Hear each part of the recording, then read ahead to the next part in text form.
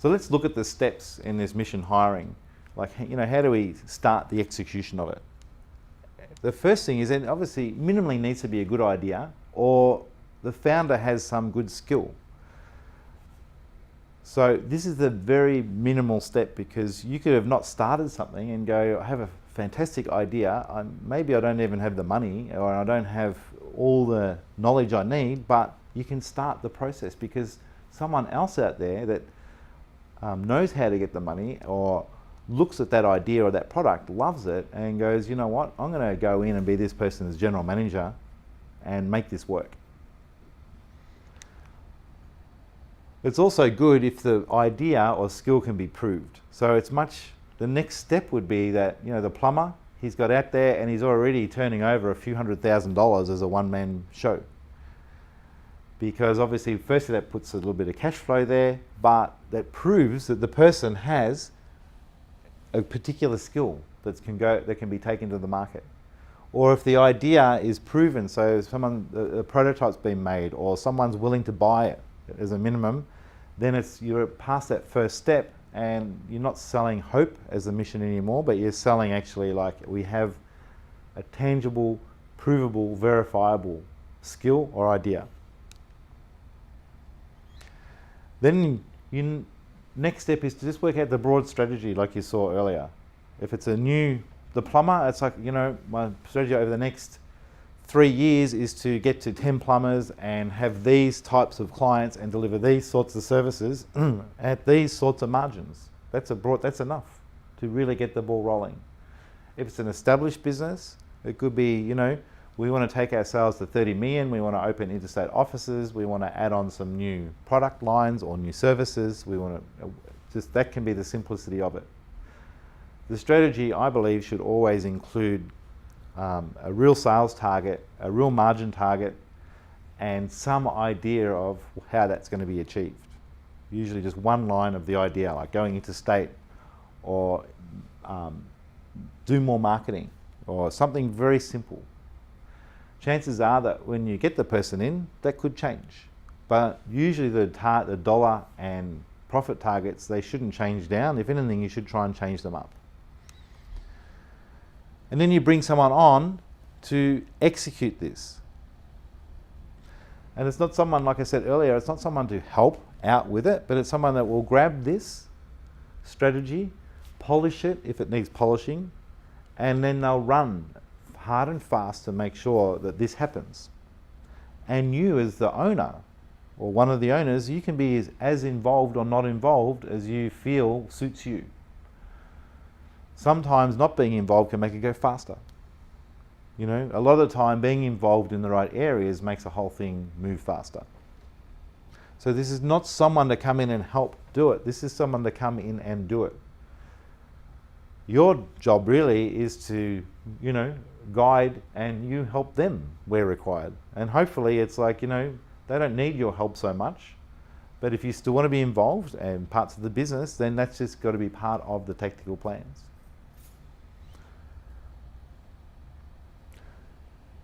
Now, how's it affordable? Some of the general managers that we've put into organisations actually have come off salaries at close to $500,000. And I haven't met so many business owners that themselves are pocketing $500,000 out of their business each year. So the idea that I'm going to get the best person and pay them $500,000 salary is just not going to fly.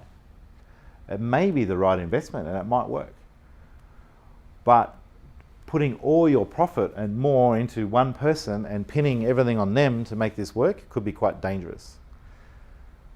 Also too, it actually probably would mean it would be less likely to succeed, because when you bring someone in that actually doesn't care so much about what their salary is, but cares more about executing your mission, bringing a person in that's not motivated so much on what the salary is, but motivated by the satisfaction of achieving your strategy, this is going to give it much more chance of success, because they want to see it work for the satisfaction, not the money.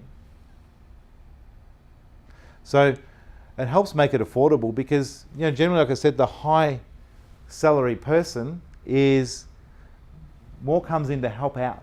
And it can also means that you're paying them so much money, so you're worried about keeping them busy all the time. It's like, just cost me another $1,000 for the day. Did I get that $1,000 back? Oh, I better make sure that everything's running right. If the person that we bring in on mission hiring, their salary can actually be zero. We've actually done some GMs that have come in on zero salary.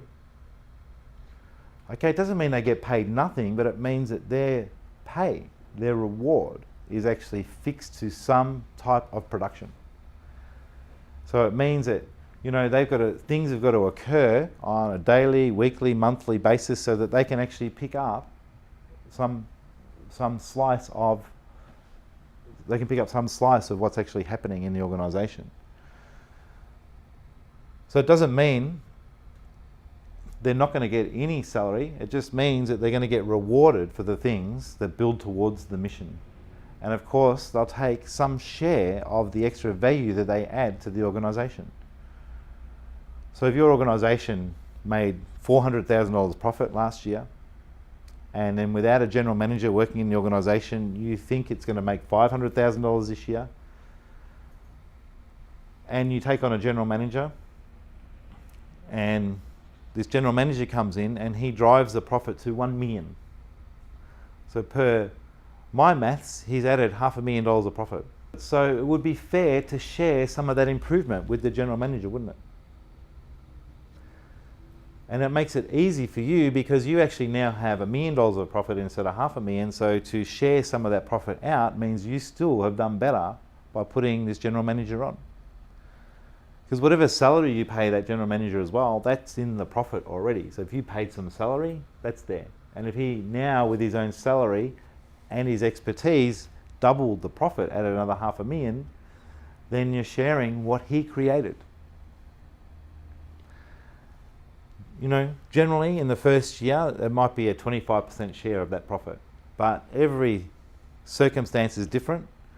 But what we try and achieve for the general manager is over a 3-year period, right, they should be able to earn at least the same amount they could have if they stayed in their last job or got a job in the larger end of town or a normal general manager job. And so to give you an example of that, then if this person was earning $300,000 per year, they would earn $900,000 over 3 years, and the strategy and the reward system should work that they create enough extra value in your organisation that you can pay them more than that $900,000 that they would have got. And now the person actually, they may lose out in the beginning and they're putting what we call, you know, sweat labour, because they're not getting paid their normal rate for it, but over the 3 years they will get the reward plus the satisfaction. And so we're really motivating the person to come in based on the challenge and based on the accomplishment. And also, what's so important about this is now they're betting on themselves. They're not sitting there going, I need to have a $300,000 a year salary because, you know, well, I don't really trust that you're going to make your strategy. No. They're saying, I'm happy to take no or much less salary because I'm betting that I can execute the strategy, get the satisfaction and accomplishment from achieving that strategy, and I'll even get more rewards because I know I can pull that off. So it creates a very different relationship to perhaps any other staff member you've hired before in your organisation.